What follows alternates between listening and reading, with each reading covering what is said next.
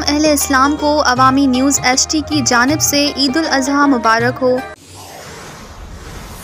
कराची में अवां खे कंहिं ब्रेकिंग ॾींदा हलूं त कराची में बरसाती पानी नेकाली लाइ इमदादी कार्रवायूं जारी आहिनि। सूबाई वज़ीर शर्जील मेमण काबीना जे मेंबर ऐं शहरी इदारा पानी नेकाल करण में मसरूफ़ आहे। सिंध जो वॾो वज़ीर सैयद मुराद अली शाह इमदादी कमनि जी निगरानी करे रहियो आहे।